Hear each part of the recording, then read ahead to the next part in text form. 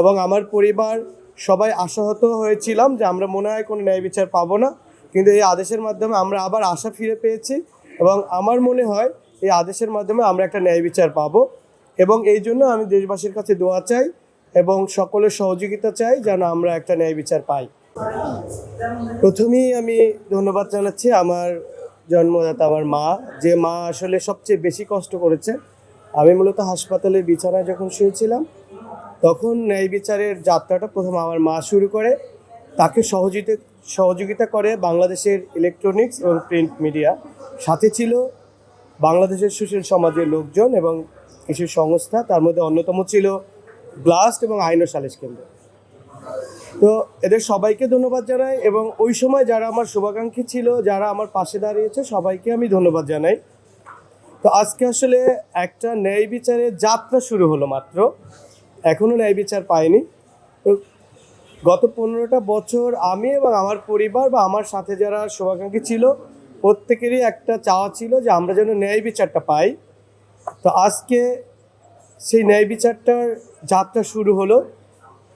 তো গত 15 বছর আমরা এই ন্যায় বিচার পাওয়ার জন্য অনেক দৌড়ঝাঁপ করেছি, অনেক আদালতের বারান্দায় গিয়ে আমার মা আমার পরিবার অনেক চেষ্টা করেছি। আপনারা জানেন যে কয়েকবার এই মামলার তদন্ত হয়েছে, কিন্তু এখন পর্যন্ত কোনো তদন্তের রিপোর্ট তারা প্রকাশ করে না। শুধু তারা বলছে র্যাব লিমনকে গুলি করে নাই, কে কারা গুলি করছে আমরা জানি না, একটা প্রহসনের একটা তদন্ত ছিল। তো যাই হোক, আজকে এই ন্যায় বিচারের যাত্রাটা শুরু হয়েছে। আশা করি এটা একটা বাংলাদেশে একটা নজির স্থাপন করবে, কারণ এই পর্যন্ত এরকম একটা শক্তিশালী বাহিনী, আমরা জানি র্যাব তৎকালীন সরকারের আমলে সবচেয়ে বড় একটা শক্তিশালী বাহিনী ছিল, যে বাহিনীর দ্বারা সকল ধরনের অপকর্ম করে আসছে গত ফ্যাসিস্ট সরকার। তা আমি একটা ট্রাইব্যুনালেও আমি একটা মামলা করেছি, অভিযোগ দায়ের করেছি, আপনারা জানেন হয়তো।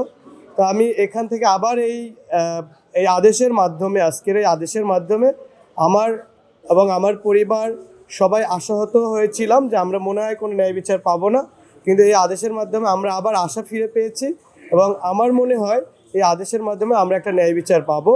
এবং এই জন্য আমি দেশবাসীর কাছে দোয়া চাই এবং সকলের সহযোগিতা চাই যেন আমরা একটা ন্যায় বিচার পাই। আপনারা জানেন যে আমি ট্রাইব্যুনালে যখন অভিযোগ দাখিল করি, আমার ন্যায় বিচারের পাশাপাশি আমি আর একটা জোরালো দাবি করেছিলাম যে এই র্যাব বিলুপ্তি করার জন্য। কারণ আসলে বাংলাদেশের মতো জায়গায় এই র্যাবকে মানে সংগঠন রাখার কোনো দরকার নেই, কারণ আমাদের অনেক বাহিনী আছে, পুলিশ, সেনাবাহিনী ইত্যাদি ইত্যাদি আছে। র্যাবকে শুধুমাত্র ব্যবহার করা হতো ওই সরকারের, যে সরকারি ক্ষমতায় আসে ওই সরকারের সুবিধার জন্য, এবং র্যাব দিয়ে যত রকমের সন্ত্রাসী কার্যক্রম আছে এটা চালু রাখার জন্য। তো আমি এটা অতীতেও দাবি করে আসছি যে র্যাব বাহিনীকে বিলুপ্তি করার জন্য, এবং আজকেও আমি দাবি করছি যে আসলে বাংলাদেশের মতো জায়গায় র্যাবের কোনো দরকার নেই।